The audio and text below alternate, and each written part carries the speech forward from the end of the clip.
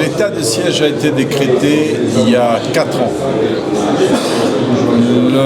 La Constitution, l'article 85, dit à son dernier alinéa qu'il faut une loi d'accompagnement, n'est-ce pas, qui doit être mise en place. Et c'est ce que je demande depuis le début pour que le gouvernement propose aussi une loi, un projet de loi qui doit mettre en place les règles d'entrée et de sortie d'un état de siège.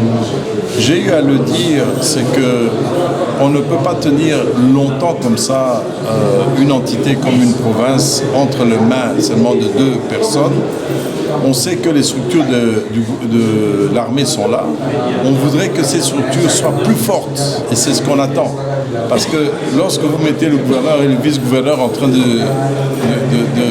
finalement de gérer les questions politiques et administratives, vous les faites perdre aussi le temps par rapport aux objectifs.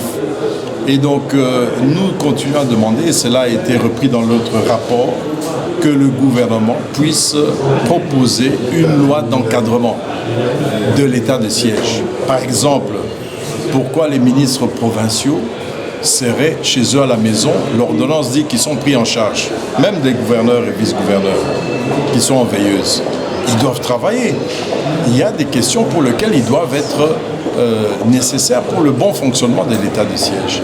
Voilà pourquoi je rappelle et je dis que le gouvernement, depuis la mise en place de l'état de siège, je me rappelle quand l'ordonnance a été rédigée, il fallait une réflexion plus profonde sur les mesures d'application et de fonctionnement d'un état de siège. Alors aujourd'hui, avec le pays des émoluments, des anciens de Touquet, mais également des anciens gouverneurs. Mais tout ça, on ne fait qu'accumuler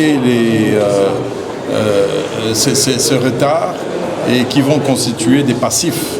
Et qui constituent des passifs, parce que toutes ces personnes-là ne font que compter le nombre de mois où ils ne sont pas payés, parce que l'ordonnance dit que tous les membres du cabinet doivent continuer à être payés. Mais dans la réalité, ils ne sont pas payés, ils sont chez eux. Honorable, il y a une préoccupation aujourd'hui. Le Burundi a refusé à ce que ceux qui vivent à Goma et qui ont les cartes, n'est-ce pas,